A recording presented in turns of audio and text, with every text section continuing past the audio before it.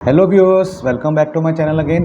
Great solution institute में आप सभी का स्वागत है। मेरा नाम है मुकुल और आज आपको बताने वाला हूँ इस वीडियो के अंदर कि हाउ टू फाइंड और हाउ टू प्रिंट कि वेदर कैरेक्टर इज़ कॉन्सोनेंट और वॉवल। जैसा कि हम जानते हैं कि वॉवल हमारे 5 कैरेक्टर होते हैं। कौन कौन से? ए, ई, आई, ओ, यू। अभी तक की सीरीज़ में हमने कवर किया था कि हम लोग इंट के ऊपर कंडीशन लगा रहे थे, एक न्यूमेरिक वैल्यू के ऊपर कंडीशन लगा रहे थे। बट हम लगाएंगे कंडीशन अब कैरेक्टर वैल्यू के ऊपर, ये जानने के लिए कि जो मैंने कैरेक्टर एंटर करवाया है वो बताया कि वॉवल है या फिर वो कॉन्सोनेंट है। शुरू करने से पहले कहना चाहूँगा कि जो कोई व्यूअर इस चैनल पर पहली बार आया है, वीडियो अच्छी लगी हो तो जाने से पहले वीडियो को लाइक कर दें, चैनल को सब्सक्राइब भी कर ले और हाँ, बेल आइकन पर तो प्रेस कर ही देना ताकि जब भी कोई ऐसी वीडियो आए उसकी जो नोटिफिकेशन है आप तक पहुँच सके। चलिए स्टार्ट करते हैं आज की video, how to find whether the character is vowel और नॉट। सबसे पहले मैं क्या करूँगा, फाइल में जाके यहाँ पे एक सी की फ़ाइल लेता हूँ। तो मैंने यहाँ पे किया सिलेक्ट अ लैंग्वेज सी और उसके बाद फाइल को सेव करता हूँ। सेव की लोकेशन जहाँ भी आपको देनी है दे दीजिए। मैं यहाँ देता हूँ डेस्कटॉप पे और नाम दे रहा हूँ वॉवल। एक्सटेंशन क्या रहेगी? सी। सेव। तो ये मेरी फाइल सेव हो गई है। सेव करने के बाद मैं क्या करूँगा, पहले सबसे पहले लाइब्रेरी इंक्लूड करूँगा। तो मैंने यहाँ पे क्या किया, इंक्लूड stdio.h, उसके बाद इंक्लूड conio.h, उसके बाद फंक्शन लगाया मैंने int main block start and block one. ये हो गया हमारा स्ट्रक्चर। अब मुझे चाहिए वेरिएबल जो कि होगा कैरेक्टर टाइप का, जो कि एक कैरेक्टर वैल्यू को इनपुट करवाएगा। तो मैंने यहाँ पे लिया डाटा टाइप कैर। INT होता है इंटीजर के लिए, न्यूमेरिक के लिए 0 से लेकर 9 तक।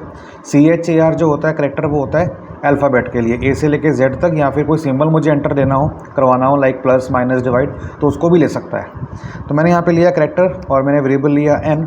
और यहाँ पे मैंने यूज़र के लिए मैसेज प्रिंट करवाया कि यूज़र को पता लगे करना क्या है। तो यहाँ पे हम प्रिंट करवाते हैं क्या कि एंटर एनी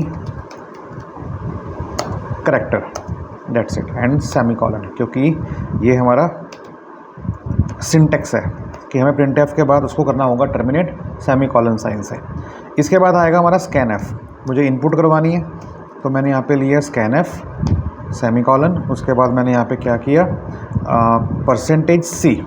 इंटीजर के लिए क्या होता है, हम लोग परसेंटेज डी लेते हैं, लेकिन अगर मुझे कैरेक्टर वैल्यू लेनी हो तो मैं लूँगा percentage C. But make sure कि अगर मैं सी ले रहा हूँ और जिस वेरिएबल में ले रहा हूँ, लाइक फॉर एग्जांपल मैंने लिया n, तो आपको ये देख लेना है कि वो जो n है ना, ये n कैरेक्टर टाइप का होना चाहिए, जो कि यहाँ पे है। अगर आपका यहाँ पे इंटीजर n वेरिएबल लिया हुआ है बट यहाँ पे आप n ले रहे हो कैरेक्टर टाइप के अंदर, तो वहाँ पे वो लेगा नहीं, एरर आ जाएगा। तो मेरा यहाँ पे इनपुट हो गया n के अंदर। अब मुझे फाइंड करना है। तो मेरे पास यहाँ पे 5 कंडीशन है, means A, E, I, O, U। मतलब इनमें से अगर मैच करता है तो वॉवल है, अदरवाइज नॉट वॉवल है। तो मेरे 5 इफ़ आएंगे और यहाँ पे यूज़ करूँगा लेडर इफ़ स्टेटमेंट, इफ़ के अंदर इफ़ के अंदर इफ़। तो कैसे चलेगा, लाइक मैंने किया यहाँ पे इफ़ और यहाँ पे आएगा n डबल इक्वल्स टू।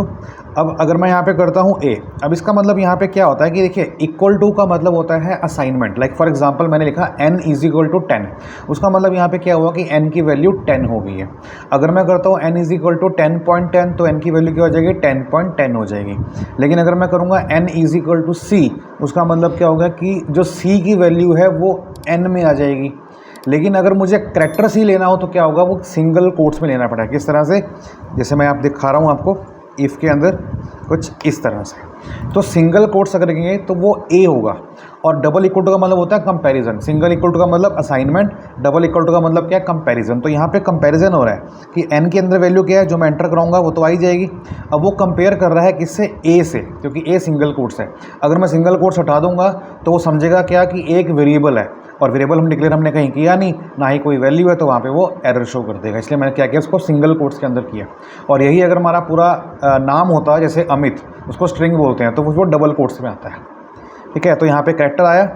अब अगर ये a होता है तो क्या करे, प्रिंट कर दे like percentage C is vowel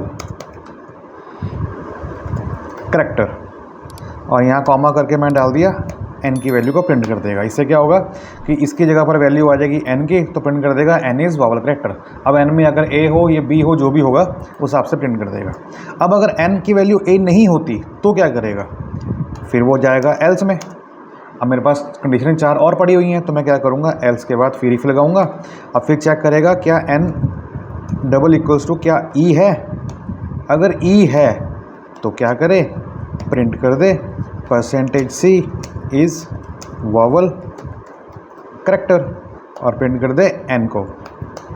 else अगर ये भी नहीं है फिर चेक करे क्या n double equals to o है। अगर है तो प्रिंट कर दे %c इज़ वॉवल करेक्टर। अगर ये भी नहीं है तो फिर चेक करें AEI n double equals to single quotes में क्या I है। अगर I है तो प्रिंट कर दे %c इज़ वॉवल करेक्टर। यहाँ प्रिंट कर दिया n को। फिर लास्ट में क्या बचा मेरा U। एल्स इफ़, फिर मैंने चेक किया if n double equals to क्या u है। अगर है तो क्या करे, printf %c is vowel character. अब ये भी नहीं है तो फिर क्या करें, एल्स। क्योंकि मेरे पास कोई कंडीशन अभी है नहीं, क्योंकि आप देखेंगे यहाँ पे तो मैंने चेक करवा लिया क्या NA है। अगर होगा तो ये करेगा। एल्स अगर नहीं होगा तो चेक किया क्या E है। अगर होगा तो ये करेगा, नहीं है तो चेक करेगा क्या O है। अगर होगा तो ये करेगा, नहीं होगा तो फिर एल्स में आ जाएगा। फिर चेक करेगा क्या I है। अगर होगा तो ये करेगा प्रिंट, नहीं है तो फिर एल्स में आ जाएगा। फिर चेक करेगा क्या U है। अगर U है तो ये करेगा, नहीं तो यहाँ पे क्या करेगा, प्रिंट कर देगा क्या। इसमें एक गलती है, अभी आपको बताते मेरे को समझ में आया, मैं दिखाता हूँ अभी आपको। %c इज़ कंसोनेंट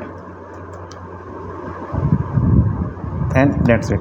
गलती किया है मैंने, यहाँ पे कंपेयर किया है b को, जबकि b कुछ नहीं है, यहाँ पे n आना था। ठीक है, तो ये मेरा बन गया प्रोग्राम। अब मैं इसको करता हूँ सेव, Ctrl+S करके और एग्जीक्यूट करता हूँ और सभी टेस्ट केस लाते हैं पहले एक एक करके। Enter any character. ठीक है, मैंने यहाँ पे दिया ए दिया, एंटर किया, देखिए क्या बता रहा है, A इज़ वॉवल करेक्टर। मैं एग्जीक्यूट फिर दोबारा से करता हूँ। फिर पूछ रहा है एंटर एनी करेक्टर, मुझे यहाँ पे क्या देना है, मैंने देना है E। एंटर, क्या लिखा आया, E is vowel character, which means ये प्रॉपर काम कर रहा है। उसके बाद फिर मैंने एग्जीक्यूट किया। अब यहाँ पे दिया मैंने I, enter, I is vowel character. फिर एग्जीक्यूट किया मैंने, फिर मैंने दिया O, enter, O is vowel character, very fine. Last में क्या बचा, U एंटर किया, टाइप किया एंड एंटर, तो U is also vowel character.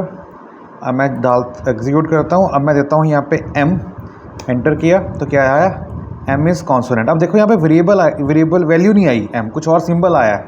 Basically क्या है, स्काई वैल्यू होती है।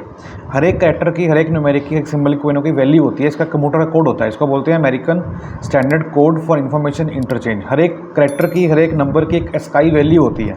तो M की जो स्काई वैल्यू है ना, वो यहाँ पे प्रिंट हो गई है। तो मैं यहाँ पे इसको करता हूँ क्या, कॉमा करके N की वैल्यू। अब मैंने क्या दिया था, M दिया था, एग्जीक्यूट दोबारा करता हूँ। मैंने सेव किया एक बार दोबारा से, एग्जीक्यूट किया, मैं यहाँ पे करता हूँ M, एंटर किया तो देखिए क्या आया, M इज़ कॉन्सोनेंट। इसी तरह मैंने यहाँ पे दिया K, तो चेक करते हैं K के साथ, एंटर किया तो K is consonant, which means कि हम लोगों ने इस प्रोग्राम में क्या सीखा कि हम लोग जो है एक कैरेक्टर को किस तरह से इनपुट करवाएंगे, किस तरह से उसको प्रोसेस में लेके आएंगे, और यूजिंग इफ एल्स स्टेटमेंट्स के अंदर हम कैसे कंपैरिजन करेंगे अगर हम इसको इनपुट करवाते हैं यूज़र से। तो उम्मीद करता हूँ आपको जो वीडियो अच्छी लगी होगी। अगर अच्छी लगी है तो वीडियो को लाइक कर दें, दोस्तों को भी शेयर कर दें। और अगर आप इस प्रोग्रामिंग के अंदर अपना पहला कदम रख रहे हैं तो ये जो सीरीज़ है आपके लिए पाइथन की पैरेलल में चल रही है और साथ में सी लैंग्वेज की चल रही है, ये आपके बहुत काम आने वाली है, क्योंकि मैं इसके अंदर इन डेप्थ में जाऊँगा और बारीक से बारीक पॉइंट भी कवर करूँगा। इसलिए कहूँगा आपको कि अगर आप इस चैनल पर पहली बार आए हैं तो वीडियो को लाइक करने के साथ साथ चैनल को सब्सक्राइब भी कर लें, साथ में बेल आइकन पर प्रेस भी कर लें, ताकि जब भी कोई ऐसी वीडियो आए जो कि मीनिंगफुल हो, जिसका कोई मकसद हो, वो आप तक पहुंच सके और आप नॉलेज अपनी गेन कर सकें। सो अपना ख्याल रखिएगा, कीप लर्निंग विद अस। मिलते हैं, तब तक के लिए बाय बाय, टेक केयर, जय हिंद।